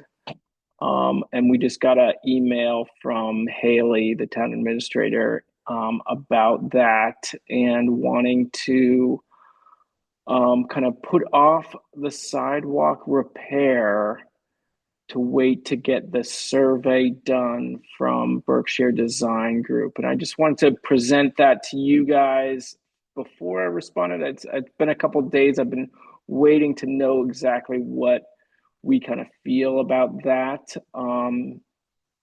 before I responded. So that's something I'd like to get some feedback on. And if you want me to explain it more, I can go into detail about that. Coming up next June, on June 24th, I believe that's Wednesday. There is a site visit from Zach Jenkins, who is from the Mass Department of Energy Resources, and I believe he wants to review the parking lot lighting. So that's a step in the right direction as well. I may be able to attend that meeting. I might be out of town that day. Other than that, I think things are getting moving forward. Again, I'd like to get your guys' feedback on the sidewalk repair and whether we should. Hopefully that survey will be done this summer, July 1st. The money, $15,000, will be coming out of the town budget and will be available for Berkshire Design Group to come and do their survey. So I assume that they would come quickly after that. And so hopefully we will get that information and have a better idea of what a repair would look like. So yeah. Any feedback on that? Any thoughts on that waiting period? Or should we push back and say, no, we need this sidewalk repaired regardless of what the survey entails? And Nate, the survey is for more than just the sidewalk, right? It's for is the parking lot and everything too? Like what's It would be, and it would also include, I think Haley was concerned about ADA compliance. So that survey would look at all the ADA issues with the parking lot and sidewalks, so we'd have a better plan. So I can kind of see both ways. I do kind of see that there is a deteriorating concrete sidewalk that needs repair ASAP. And if we wait to get the Berkshire Design Group survey, we're looking at school year in September, and that's not going to happen. It's not going to happen. There's also some discrepancy whether even the $24,000 funds that we thought was available is available. Haley didn't seem to know about that money, so she's looking into that and making sure that that is there. She's going to talk to Gail, our town treasurer. But it was great to get AJ from the finance committee on board with all these things and really discuss it. I think we really talked it through and really got on the same page on a lot of these things. It was a very positive meeting. Susie has a question.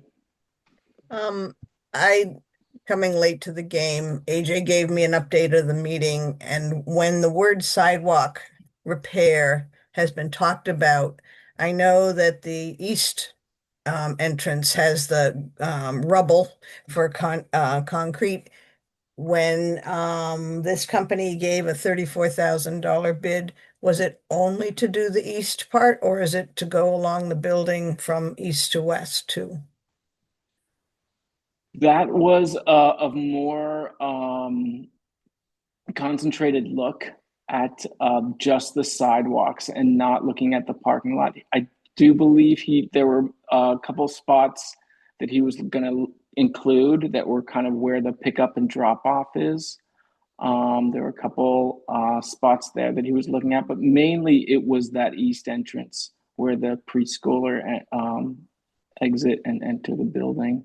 Okay, and So yeah, that was no other sidewalk, not the sidewalk at the apron of the other entrance or any of that. It's just the east sidewalk. It was really that, and so that's why I was surprised that it was going to be that high. Yeah, me too. I was really hoping to look at, take those bids and look at the cost of materials and labor and maybe their design plan. Maybe their plan wasn't exactly what we wanted, but we could kind of compare and contrast those budget, those expenses, and then be like, okay, we just want this east side. And that's what I was kind of hoping that Haley would do as just a way for us to kind of get that done. Maybe it doesn't entail the Berkshire Design Group survey. Maybe it's not that. It's just something we could just get done right now to fix the problem areas. So I do feel that way. I do feel like we could push Haley and be like, no, we really need to get these that entrance repaired, and pick one. Pick the cheaper of the two. The labor costs are cheaper, or the materials are cheaper. Again, the Susie. other thing that AJ and I talked about when he gave me a summary is that this whole process about how to move forward on any project, I said, understanding whose responsibility it is, and it can be more than one person, but they need to take the reins, make sure that there's a plan, and then initiate it. And so at this point, we thought Frank had the most amount of information, and he's in the buildings committee. And this is trying to take it off of the school's plate because it's really not just a school issue. So the school initiates this is a problem, and then Frank and Haley figure out where the resources to meet that problem. And if there's FinCom involvement, they do that, and everybody gets an email. But we need some leadership here, and we were hoping that Frank had identified enough that it'd be ready to move forward. And so when I heard the sidewalk, I thought, well, I'm sure that the sidewalk has more definitions now. It's like the east entrance from here to there, or the rubble over here. But I don't know, and I don't really need to know the details. What I'm looking for is a structure where the responsibilities are delineated and those people push forward. They take responsibility for that. So we guessed it would be Frank and Haley, and I don't know if that's if it's still going. You certainly have an opinion, and so does the school committee, but it shouldn't have to be your responsibility to move these kinds of, as far as I'm concerned, these kind of repairs forward. I appreciate that. Thank you. I do. When I approached the buildings committee in August of last year about this to get leadership, they told me that that their buildings committee is responsible for vertical building and that this is horizontal and it's out of their purview and it's Yeah. not their responsibility, which I found frustrating and kind of crazy. And so that's why I kind of jumped on this because I thought, well, it, I better do it. If no one's going to do it, like if they're not going to do it, this is not going to get done. But I appreciate that. I think that I would like that. I think Frank has a lot of knowledge and seemed to have thoughts on just repairing that.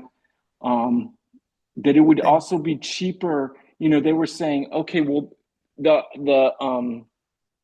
ground source heat pump is going to be here in this Right. parking lot near the entrance, and they're going to run pipes to the side of the building, and that is going to go to where the intake is, and that is right by the preschool entrance, and that maybe we should wait till 2028 to Yeah. do any kind of repair on that.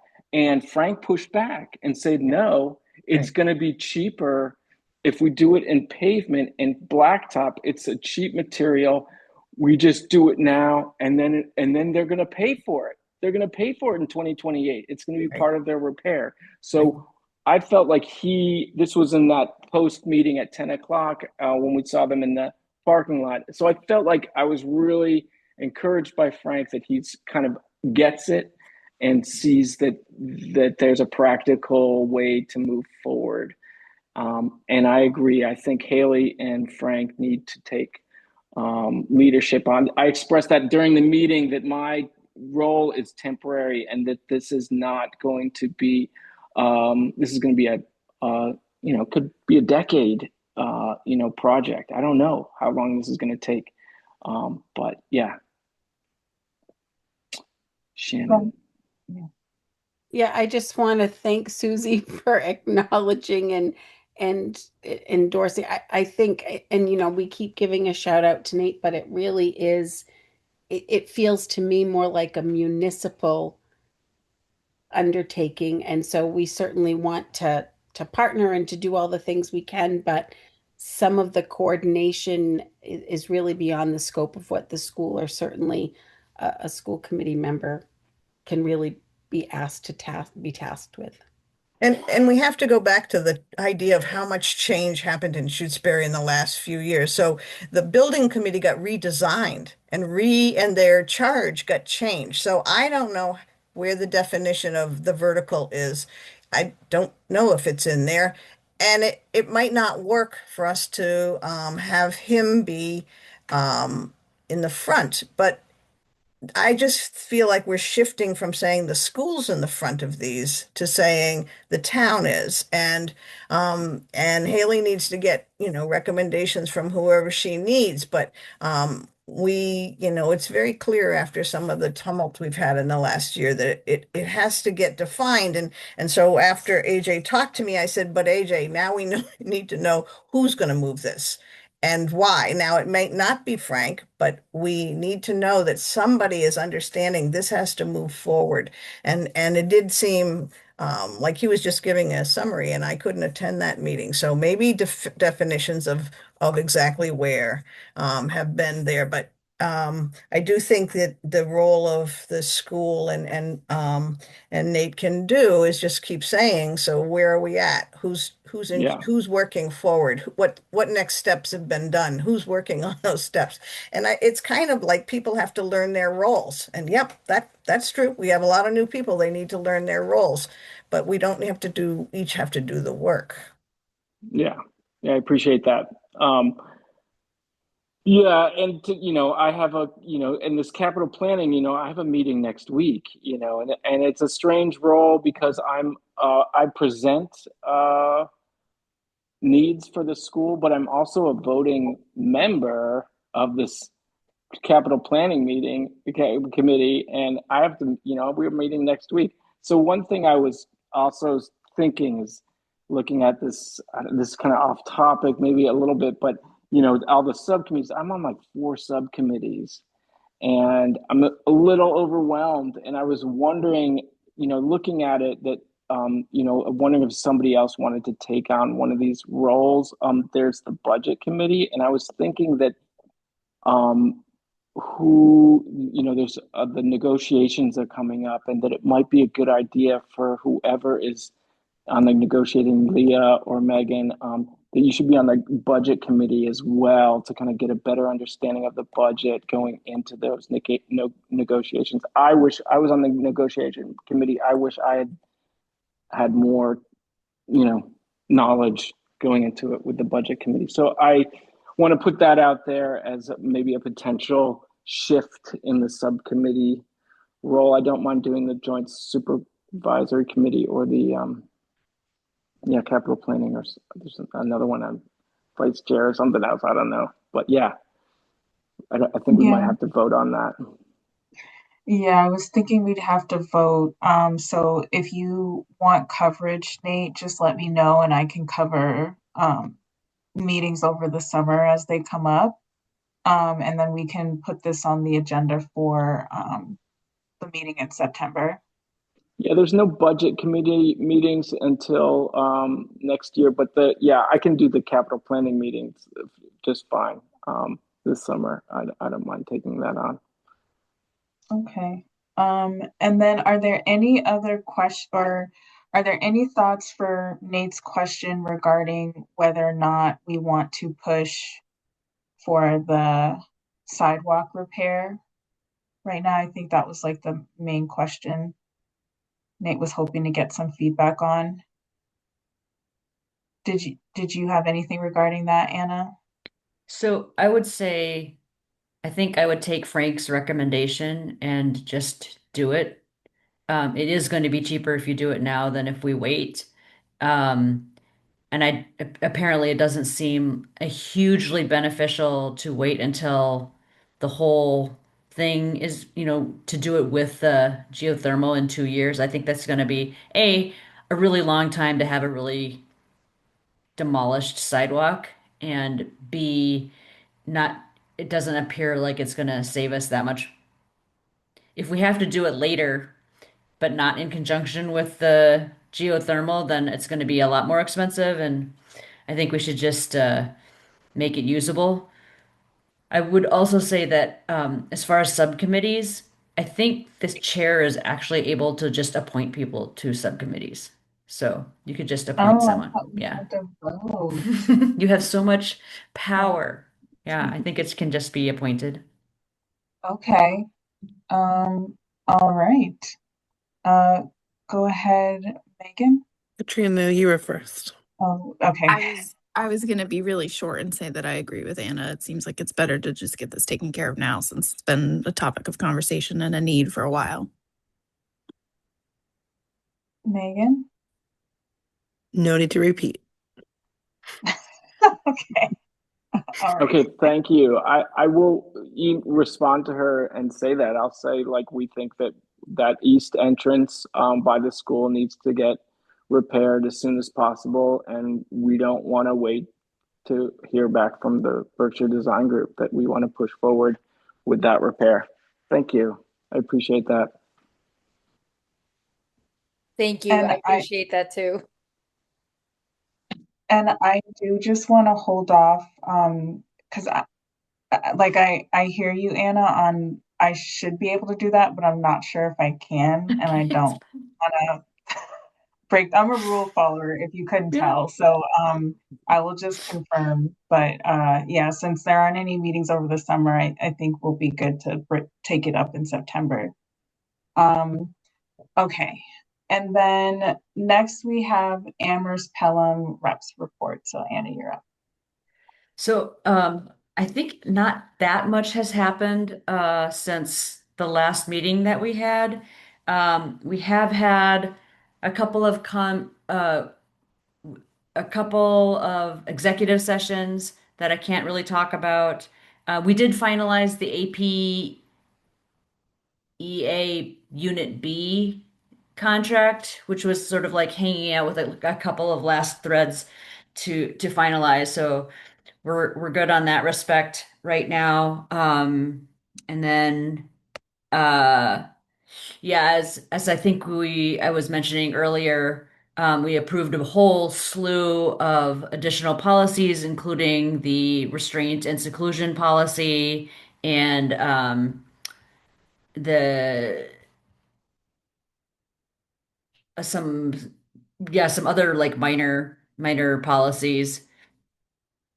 Um, we did approve a strategic plan and some other just sort of administrative things.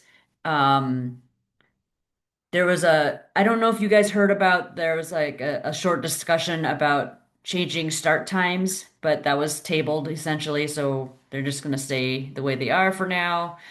Um, and there's a movement, they're really trying to reassess. We've talked about this too, the Pelham school, but currently the feeling on the ground is Pelham loves their school. They don't want to give it up, and we're just going to sort of see how we can make things work at least a little bit longer. And then they have a working group that's still meeting together. And I keep encouraging Pelham to reach out to Shutesbury if they want to. And so that's where it is. I am trying to push for a subcommittee to revisit the regional agreement to get it updated. It's really, really out of date.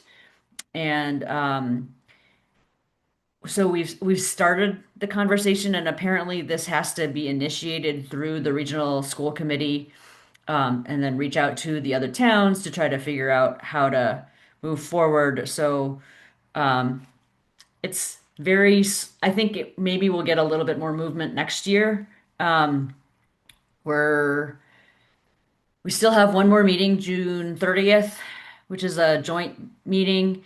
And then I think we will actually get to take a break this summer. Last year, I feel like we didn't take any breaks because we had so many things to deal with.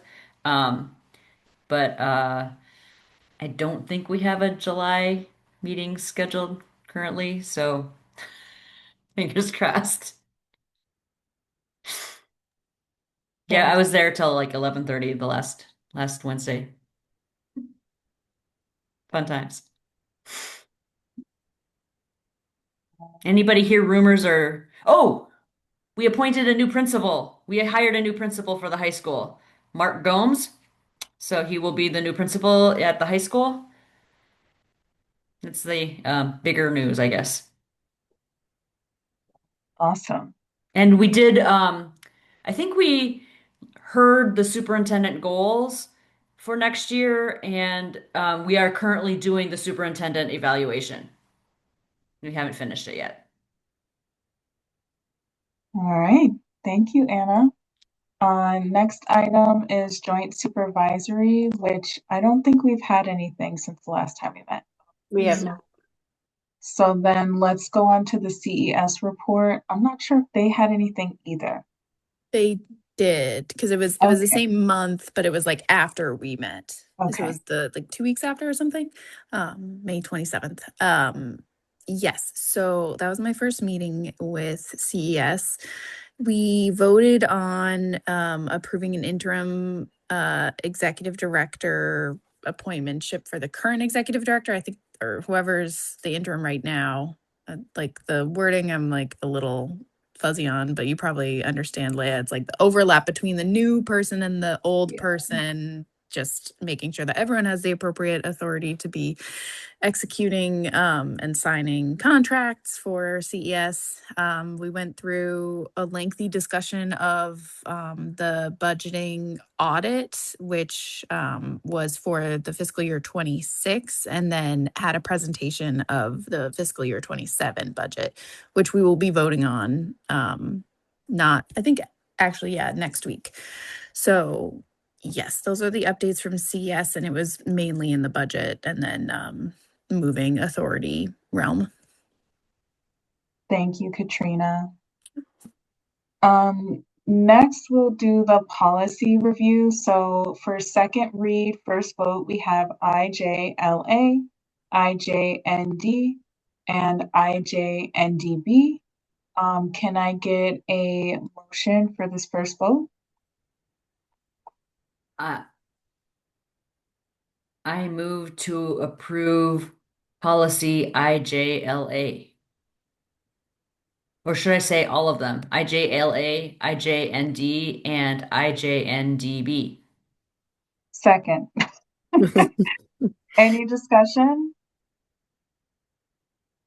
All right, all those in favor and moving on for final vote? Catalano, I. Heard I. Jack, aye. One and I. Longcoat aye. All right. So next we have for final vote IGB and IHAMR. Can I get a motion, please? I move to approve IGB policy IGB and IHAMR. Second. Second. Any discussion? All right. All those in favor? Catalano, I. Heard I. Jack, aye. One and I. Longcoat aye. Great, unanimous. All right. So we'll start with those second read, first vote. We'll start with those in September. We'll come back to those. Future business. So there's another CES meeting, as Katrina mentioned, on June 24th. And then we'll pick up with our school committee meetings in September. Any future items that folks want to discuss outside of what we already talked about earlier? Okay. All right. Well, if you do think of anything, let me know throughout the summer, and I can share it with Robin and Shannon. I think I have a quick question for Anne and Shannon. Does Union 26 or Shutesbury have an anonymous bullying reporting system that can be used by people? No, they just report it. They just say, like, if there is a Just suspicion. somebody goes to a person and says, I saw this happen. Yeah. Any So trusted adult. I believe the policy says there should be a way of anonymously reporting stuff, and I don't know if that's, I know that the regional district has an electronic system for submitting reports. I don't know if it's really feasible for something like that to happen in Shutesbury or whether it's necessary because of the small numbers, but I don't. Oh, you mean the one the kids have that go in their phones and they can like text a number, there's a QR code, that system that they use. I think that's pretty much at the middle school and high school. But Yeah. we have kids get lessons in Choose Love, and they talk about if you suspect that it's bullying, or even if a kid's just being mean, let an Yeah. adult know. And then if it goes to the bullying level, but we don't wait for it to get to something that somebody's constantly bothering somebody. We really talk about kids not being bystanders and not just listening to other kids being mean. And a lot of times, like globally in the community, we really are going to be talking next year about making sure we're listening to the little comments, because I feel like there's a lot of times when, I mean, I can remember as a kid, kids say things under their breath, and in the moment, in a class situation, they'll give you the right answer about what to do when you're hurting somebody's feelings or how to not do that.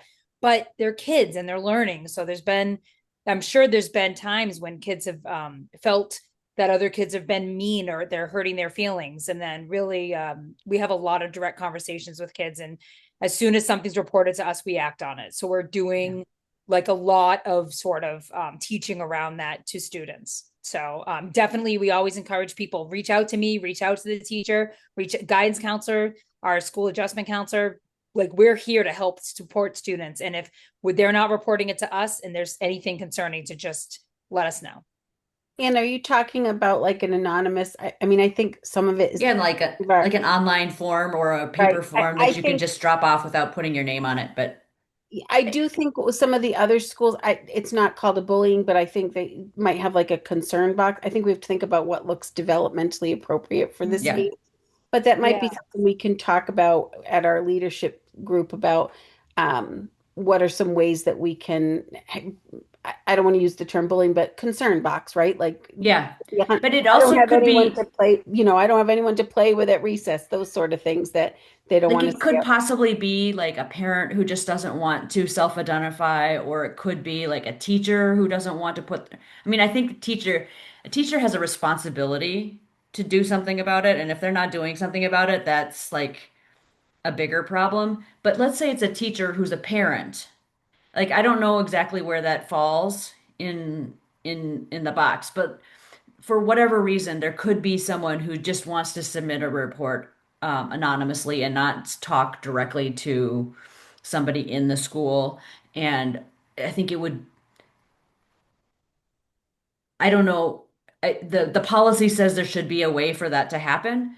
And I don't know if that's like a state mandate or if that's something that the Shutesbury Policy Committee just felt was important, because I'm not on the policy committee. Yeah, But I'll have to be honest, I'll have to look. I don't, yeah, in my role as a principal where I dealt with yeah, like the bullying investigation, I was like the first line, right? And yeah, I don't remember an anonymous piece being part of that, but Yeah. I can certainly go back and review. I also was elementary focused, so sometimes those things tend to be geared more to secondary students because they yeah. have That's different a access bigger deal. things. Yeah. That's But where I I've can seen it is certainly, a yeah. secondary. I mean, So I maybe, just made a note to look into it, and then we can certainly report back on that.